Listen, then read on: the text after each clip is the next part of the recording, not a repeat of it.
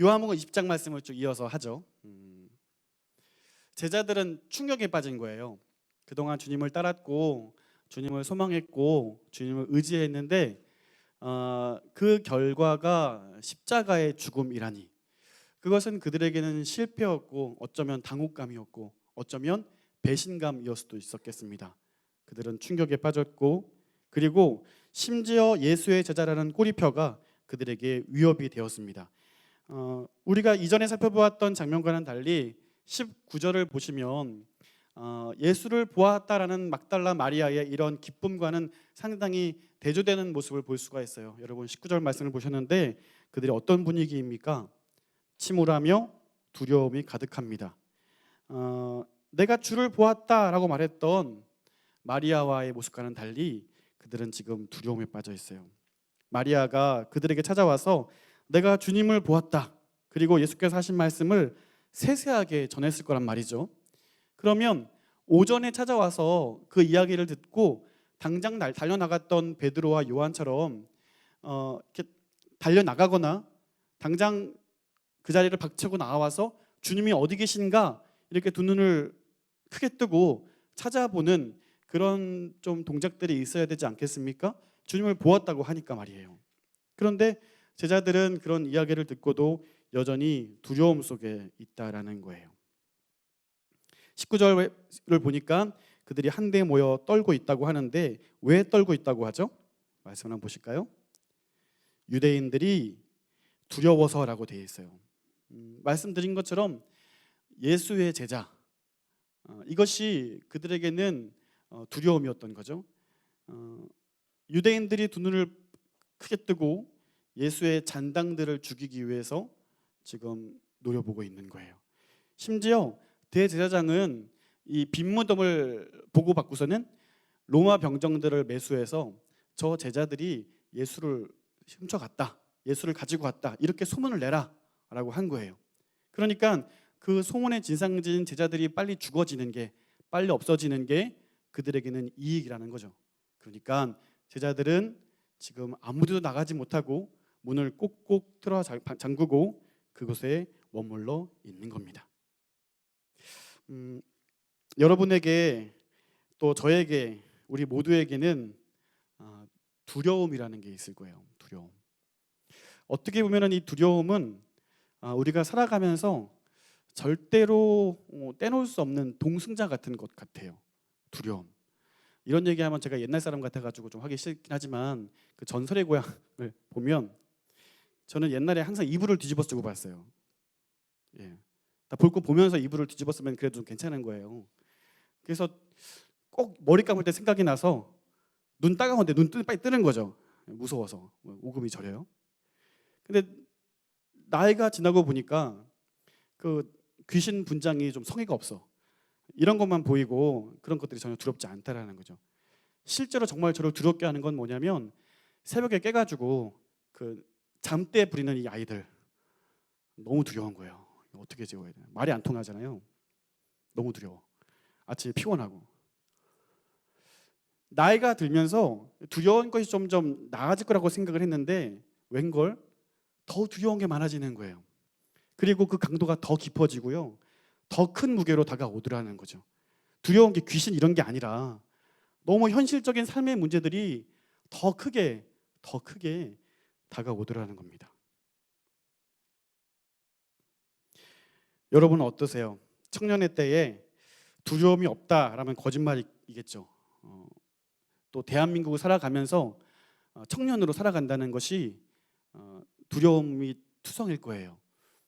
직장 들어가기도 힘들고, 어렵게 들어가면 직장 생활 해내기도 힘들고, 결혼하기도 힘들고, 결혼해서도 힘들고, 어쩌라는 거예요.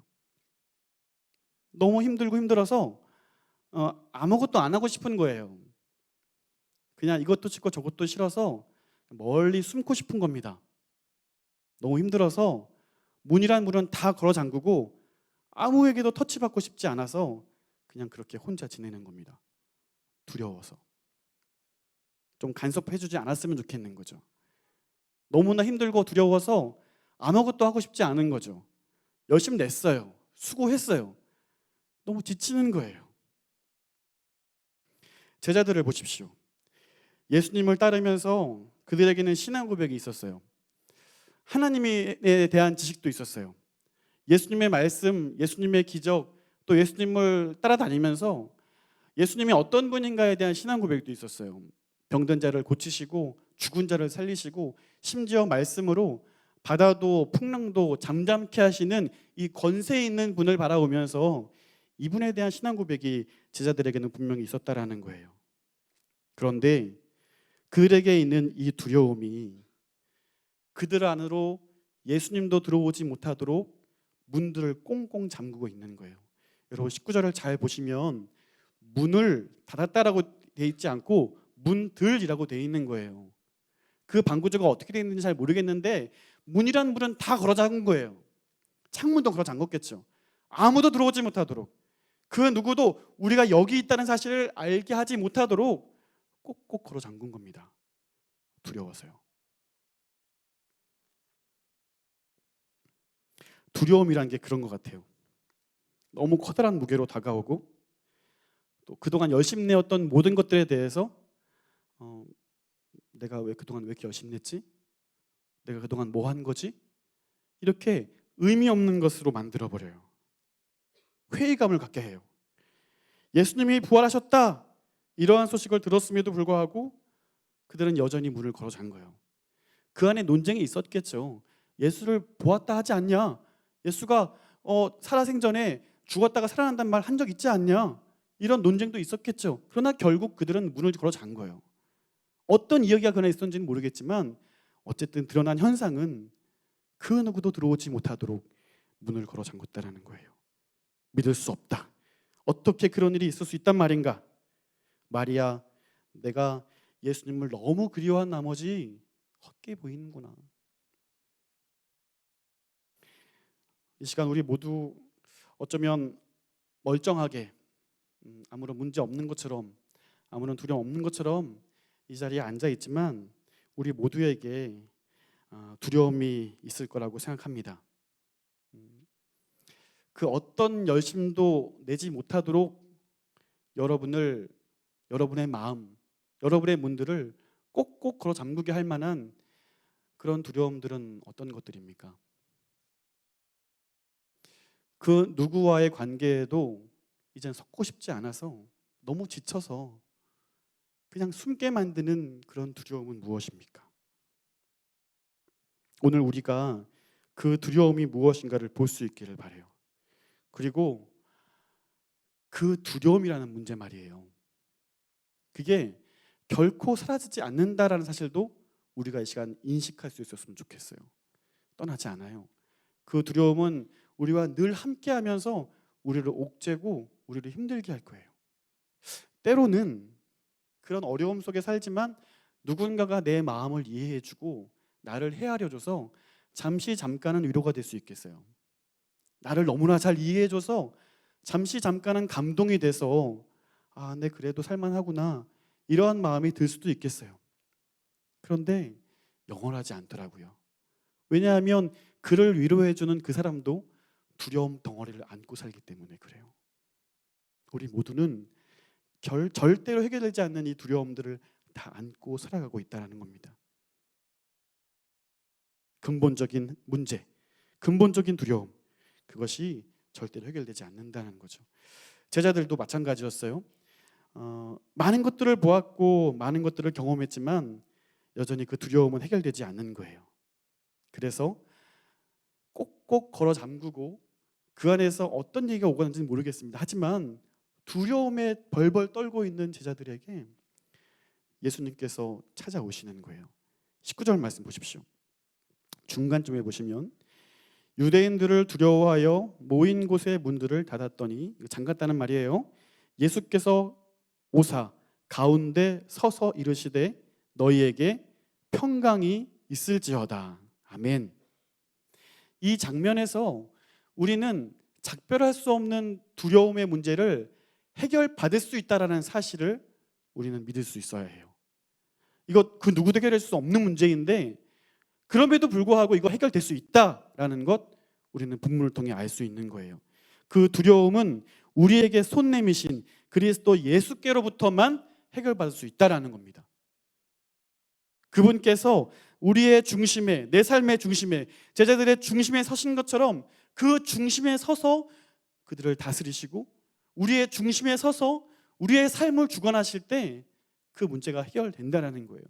많은 선지자들이 외치는 것처럼 세상 방백을 의지하지 말라는 거예요. 그 어떤 것들도 그 두려움을 해결할 수 있는데 해결책으로 찾지 말라는 겁니다. 잠깐은 시원할 수 있겠어요. 잠깐은 내가 자유로울 수 있겠어요. 하지만 영원하지 않다는 겁니다. 근본적으로 해결될 수 없다는 겁니다. 모든 것을 걸어잠근 그 중심에 예수께서 오셔서 뭐라고 말씀하세요? 너희에게 평강이 있을지어다 라고 얘기해요. 이 평강 있을지어다라는 말을 여러분 흘려두지 마십시오. 이건 우리가 안녕하세요 인사하는 것처럼 유대인들에게는 아주 습관적인 인사말인 거예요. 평안이 있을지어다. 샬롬 우리가 알고 있죠. 그런데 사실 평안이 있을지어다라고 말할 수 있는 분은 오직 유일하게 예수밖에 없다라는 사실입니다. 왜냐하면요, 예수님께서 죽으셨기 때문에 그래요. 예수님께서 죽으셨고 그 십자가로 인해서 거룩하신 하나님과 죄인인 인간 사이를 화평케 하셨기 때문에 그래요. 화해의 손을 내미셨기 때문에 그래요. 그런 예수의 공로와 예수의 보혈과 예수의 희생이 있었기 때문에 그분께서 우리에게 평강이 있을지어다라고 말씀할 수 있다는 사실입니다. 그거는 공허한 인사가 아닌 거예요. 그거는 아무런 의미 없는 습관적인 인사가 아니었다는 거예요. 그 죽으심으로 내가 너희의 중심에 있을 때에 그 평강이 너희를 다스리게 될 것이다 라고 말씀하시는 거예요. 그러니까 예수님께서 그들 가운데 서서 이 말이 너무 유익한 겁니다. 이게 우리의 삶 가운데 너무 적용이 되는 거예요. 예수 안에 있을 때 두려움이 나를 다스리지 못한다라고 말씀하시는 거죠. 정리를 하자면 우리가 두렵기 때문에 더 많은 것을 가지려고 하고 두렵기 때문에 이것도 챙기고 저것도 가지고 더 많은 것을 가져야 한다고 열심을 내지만 정작 그 두려움을 해결할 수 있는 본질적인 문제는 우리 안에 주께서 주시는 평강, 그 평강이 오히려 그 모든 두려움의 문제를 해결해 줄 수 있다라는 사실입니다.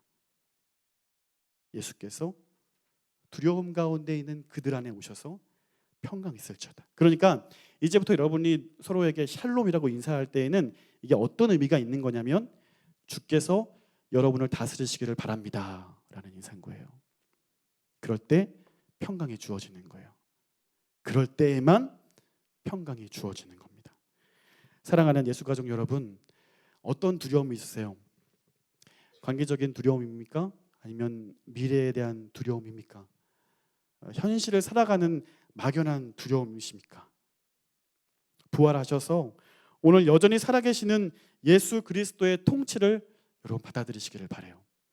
오늘 부활하셔서 여전히 살아계셔서 우리에게 평강 주시기를 원하시는 그분의 말씀에 순종하여 살아갈 수 있기를 바라요. 그럴 때 우리에게 평강 주시겠다라고 말씀하시는 거거든요. 자, 그런데 말씀을 보니까 이 중요한 자리에 한 명이 없어요. 다 함께 24절 말씀 읽어보겠습니다. 24절 시작.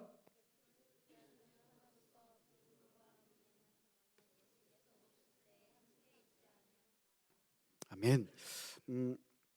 계속 있다가 화장실에 간 건지 아니면 아예 그 자리에 없었던 건지 정확히는 알지 못하겠어요. 하지만 예수께서 오신 그 자리에 이 도마라는 인물이 없어요. 그리고 그 후에 다른 제자들이 도마에게 이야기하기를 주를 보았다는 거예요. 그냥 주를 보았다라고만 얘기하지 않았겠죠. 여러분 20절 말씀 보세요. 20절 보시면 예수님께서 너에게 평강이 있을지어다라고 말씀하신 다음에 손을 내밀어 보이세요. 옆구리를 보여주세요. 아무 말 없이. 이게 어떤 의미인 거예요? 내가 부활했다라고 말씀하시는 거죠. 그러니까 아마 제자들은 내가 주를 보았다라고 이야기하면서 내가 그분의 손을 보았고 내가 그분의 옆구리를 보았다라고 이야기했을 거죠. 마리아는 그렇다 쳐도 함께했던 이 10명의 제자들이 내가 주를 보았다라고 이야기한다면 비록 도마가 그 자리에는 없었을지언정 그렇게 진정성 있는 이야기를 듣고 적어도 이 정도는 해줬어야 돼요. 정말? 기대된다. 언제 또 오실까? 보고 싶다. 이런 정도의 액션은 도마에게 있어야 하지 않나요? 그런데 그 이야기를 전해들은 도마는 버럭하는 겁니다. 그러면서 뭐라고 이야기하죠? 자, 말씀 한번 읽어볼까요? 25절 함께 읽습니다. 시작.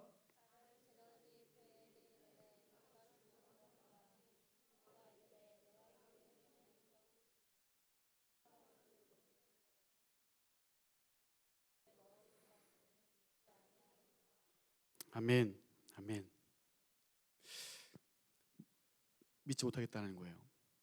너네가 아무리 봤다고 이야기하는데 나는 못 믿겠다라는 거예요. 사실 도마라는 인물이 어떤 인물이었습니까? 여러분 그동안 요한복음을 공부하면서 몇 번 도마가 등장해요. 11장 말씀을 보시면 예수님께서 베다니에 있는 그 나사로가 죽어간다라는 소식을 듣고 내가 그리로 가야 되겠다라고 말씀을 하세요. 그런데 그 11장 8절에 보면 제자들이 만류하거든요. 방금도 유대인들이 선생님을 돌로 쳐 죽이려고 했는데 왜 가시려고 그럽니까? 이렇게 만류하거든요. 그런데 그 후에 도마가 뭐라고 얘기하냐면 우리가 주와 함께 죽으러 가자. 제가 한 말 아니에요. 성경에 써 있어요. 도마가 그런 말을 했어요. 우리가 주와 함께 죽으러 가자. 지금 거기 가면 유대인들이 좀 죽일 것처럼 지금 화를 내고 있는데 거기 가겠다는 거예요. 다른 제자들은 다 말리는데 도마는 이렇게 얘기하는 거예요. 우리가 함께 주와 죽으러 가자. 그에게는 믿음이 있었던 거죠. 누구보다 주님을 따랐고 누구보다 주님을 신뢰했고 누구보다 예수가 누구인지에 대한 열망함이 있었다는 거예요. 그런데 그랬던 그가 많은 제자들의 이야기를 듣고 함께 그 믿음에 동조하고 동참하는 게 아니라 믿지 못하겠다는 거예요. 너네가 아무리 떠들어봐도 소용없다는 거예요. 내가 두 눈으로 직접 보고 직접 그 산을 만져보고 내가 분명히 확인해야만 예수가 살아났다는 것을 믿을 수 있겠다. 아니, 믿지 못하겠다는 거죠. 여러분, 디도는 사실 믿음이 있던 인물이었잖아요. 열심히 있던 인물이었잖아요. 주와 함께 죽으러 가자 말만 했다면, 실제로 가지 않았다면 허풍쟁이였고 그의 말을 들을 필요가 없는데 실제로 동참하거든요. 실제로 걸어가거든요. 그런데 예수의 죽음이라는 것이 도마에게 있어서는 큰 상처였던 겁니다. 그만큼 열렬히 사모했고 열렬히 신뢰했기에 그 상처가 더 큰 겁니다. 도마에게 있어서 예수의 죽음은 실패였고 어쩌면 배신이었을 수도 있겠어요. 왜냐하면 주님 죽으시면 안 되지 않습니까? 하실 수 있지 않습니까? 살아서 오히려 이 모든 인기를 등에 업고 더 큰 일을 하셔야 되지 않습니까? 그런데 아무런 말씀 없이 또 이거는 너무 억지이고 또 제 제사장들과 빌라도가 음모를 말하는 거고 죽이기 위해 모든 함정을 파놓은 건데도 아무런 말씀하지 않는 그를 바라보면서 그는 좌절감을 느끼는 거예요. 큰 상처를 받은 겁니다. 여러분, 누구보다 열심히 하나님을 사랑했고 그 사랑하는 마음으로 내 형제를, 내 자매를 섬기고 사랑하는 거예요. 그 사랑하는 마음으로 열심을 내는 거예요. 충성스럽게. 누구보다 열심히. 그런데 충성스러운 마음을 사람들이 알아주지 않아요. 열심히 했는데 사람들이 나를 격려하지 않고 오히려 그 열심에 대해서 이상한 말들을 하는 거예요. 나는 열심히 하는데 전혀 열심히 하지 않는 사람들이 눈에 보이기 시작하는 거예요. 나는 예수 믿으려고 이렇게 애를 쓰고 발버둥을 치고 너무나 많은 불이익을 감당하는데 왜 저 사람들은 아무런 수고도 하지 않고 너무 잘 되는 거예요? 쟤들은 왜 저러지? 나는 예수 믿기 위해 열심을 내고 수고하는데 병이 생기는 거예요. 하나님 왜 이러시지? 사실 도마는요, 우리입니다. 저와 여러분이에요. 저도 그랬어요. 나는 열심히 사는데 쟤들은 왜 저러지? 나는 열심히 수고하고 집 교회에서 너무 멀어서 2시간씩 걸리면서 그렇게 찬양팀하고 그렇게 섬기고 애쓰는데 그냥 예배만 드리고 가는 거예요. 근데 더 잘 돼. 더 좋은 직장 가고 보란듯이 시집 가고 장가 가고. 하나님 왜 이러시죠? 저희 집에서 어머니만 열심히 신앙생활 했어요. 새벽기도 안 빠지고 최선을 다해서 신앙생활 하셨어요. 저희 어머니가 왜 암에 걸리는 거예요? 하나님께 불만했어요. 왜 우리 어머니냐고. 왜 그러시냐고. 도마의 이런 아쉬움들, 도마의 상실감들은요, 이제 하나님을 향한 원망과 불평으로 나아가는 거죠. 믿지 못하겠다.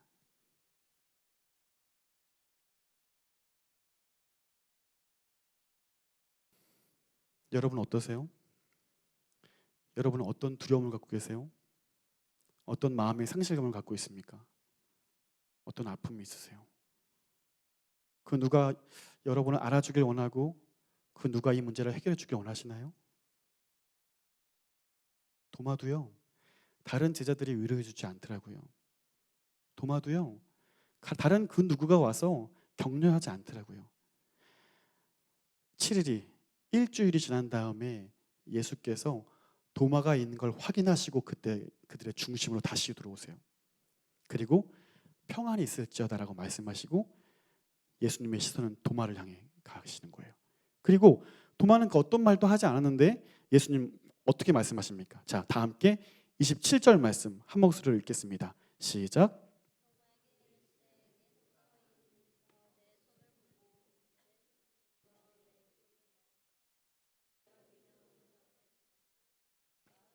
아멘. 27절의 말씀은요, 예수님께서 하신 말씀이에요. 그런데 이 말씀 여러분 좀 본 것 같지 않아요? 도마가 내가 그분을 믿지 못하겠다라고 말하면서 한 말들이에요. 그 말을 고스란히 예수님께서 아무 말씀 없이 도마에게 와서 말씀하시는 거예요.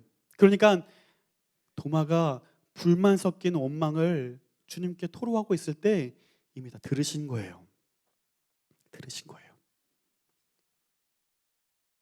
너무나 큰 슬픔에 잠겨서 예수를 알아보지 못할 정도로 큰 슬픔에 빠져있던 막달라 마리아에게 마리아야 부르시듯이 도마를 부르시는 겁니다.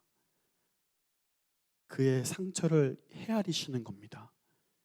그의 아픔을 이해하시는 거예요. 아무 말씀하지 아니하시고 그의 불신과 불만에 대해서 보여주시는 거예요. 나타내 보여주시는 거예요. 그러면서 뭐라고 하시냐면 믿는 자가 되라 라고 말해요. 사랑하는 예수 가족 여러분, 오늘 우리는 믿는 자가 될 수 있기를 바라요. 그 누구도 이 근본적인 두려움 문제를 해결해 줄 수 없어요. 오히려 예수께서 우리 인생의 중심으로 오셔서 우리를 통치하고 우리를 다스리고 우리는 그 다스림을 받고 순종할 때 오히려 두려움은 떠나가고 예수 믿는 기쁨과 예수가 주시는 평안을 우리가 경험할 수 있다는 사실입니다. 여러분, 예수님을 믿으십시오. 그 주님을 따르십시오. 이게 사도 요한이 요한복음을 기록한 이유예요. 말씀 30절, 31절 두 구절 함께 또 읽어보겠습니다. 시작.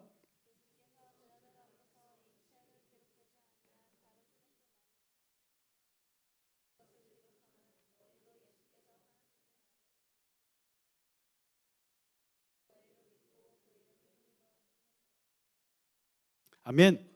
많은 것들을 보았어요. 사도 요한은 많은 것들을 경험했고 예수와 밀착하여 다니면서 수많은 것들을 경험했어요.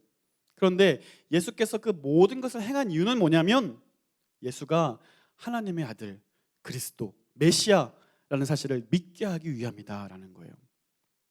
그리고 그 이름을 힘입어 그 이름을 믿어 후세에 많은 사람들이 이것을 보고 예수를 믿어 생명 얻게 하기 위해서 말씀을 적었다라고 이야기를 해요. 도마가 그 주님을 영접합니다. 이전에 주를 따랐던 전혀 다른 차원의 열심을 도마는 경험해요. 말씀 보십시오. 예수님께서 믿는 자가 되라라고 말씀했을 때 도마가 네, 믿겠습니다, 이렇게만 얘기하지 않아요. 나의 주님이시오, 나의 하나님이십니다. 당시 로마 황제였던 도미티안이 사람들에게, 백성들에게 선포하기를 내가 주고 내가 신이다, 그렇게 불러라, 이렇게 했거든요. 그런 상황 속에서 도마가 세상의 왕 저 도미티안이 퀴리오스 주가 아니라 지금 내 앞에 살아계신 예수 그리스도만이 내 인생의 주인이십니다라고 선포하는 거예요. 지금 내 앞에 살아계신 예수 그리스도가 하나님의 독생자, 하나님 자신이라고 선언하고 있는 거예요. 요한복음 1장 1절 말씀 보시면 태초에 말씀이 계시니라라는 말씀이 있어요. 그 말씀은 예수님을 의미하는 거잖아요. 예수님이 하나님이다라는 사실로 시작해서 요한복음의 말미에 가서는 그분이 하나님이다라는 도마의 증언으로 인해서 예수가 누구인지가 분명히 드러나는 거죠. 오늘 하나님께서, 예수님께서 저와 여러분에게 동일한 고백 받기 원하시는 거예요. 주님은, 예수님은 나의 주님이십니다. 예수님은 나의 하나님이십니다. 헬라어 단어 보면요, 그냥 주, 그냥 하나님이 아니라 관사가 붙어요. 호, 퀴리오스, 호 데우스, 유일한 거예요. 다른 그 어떤 것도 대체될 수 없을 유일한 주님, 유일한 하나님, 그분이 예수 그리스도라는 거예요. 그 무엇으로 대체할 수 없는 주님, 그 무엇으로도 비교할 수 없고 바꿀 수 없는 주님, 그분이야말로 내 인생의 주인이십니다. 주님이야말로 나를 구원하신 하나님이십니다. 도마가 그 주님을 만나고 그 주님을 경험하고 이제 주님 이렇게 고백하는 거죠. 그리고 어떤 전설을 보면 도마가 인도에까지 가서 복음을 전하다가 순교했다라는 내용들이 나와요. 저는 그 얘기를 들으면서 그런 생각 해보는 거죠. 그때 순교할 그 당시에 이 도마의 표정은 어땠을까? 도마의 마음은 어땠을까? 개죽음이다 이랬을까요? 전혀 그렇지 않았을 것 같아요. 스데반과 같이 하나님을 배우는 것처럼, 주님을 배우는 것처럼 오히려 그러한 감사와 그러한 평안함이 있지 않았을까 하는 겁니다. 말씀을 정리하면서 너무나 많은 두려움 가운데 살아가잖아요. 두려움 많잖아요. 두려움의 시대에 우리가 두려움을 주는 이런 상황과 상관없이 평강을 유지할 수 있는 비결은 뭘까 하는 겁니다. 내 안에 예수가 살아계시냐 하는 겁니다. 지난주에 부활주일이었잖아요. 이제 1년 있다가 또 여러분 부활주일을 생각하실 거잖아요. 끄덕이시면 안 되는데 끄덕이시죠? 우리의 매 주일이 부활주일이 되어야 되는 거죠. 주님 살아계신 것을, 부활하셨다가 중요하지만 그게 다 중요한 게 아니라 그 부활하신 주님이 지금도 살아계시다라는 거. 부활의 주님이 중요한 게 아니라 그 주님께서 부활하셔서 지금도 살아계셔서 함께 하시고 있다라는 거. 지금 우리가 경험하는 모든 슬픔과 두려움을 함께 공유하시면서 우리를 위로하시고 평강 주시길 원하시는 분이 바로 살아계신 예수 그리스도라는 사실이에요. 우리가 그리스도인이기 때문에 이게 우리에게 능력이 되어야 하는 겁니다. 그럴지라도 우리가 담대할 수 있고, 그럴지라도 두려워하지 않을 수 있고, 그리 아니하실지라도 주님께서 원하시는 것을 결정하여 뜻하신 바대로 살아갈 수 있는 동력과 유일한 비결은 부활하신 주님께서 오늘도 살아계시기 때문입니다. 그분이 오늘 우리의 삶의 중심에서 우리를 다스리시길 원하시고 그 다스림 받는 그들에게 평강 주시길 원하십니다. 주님께서 오늘 저와 여러분에게 말씀하세요. 평강 있을지어다. 함께 기도하겠습니다.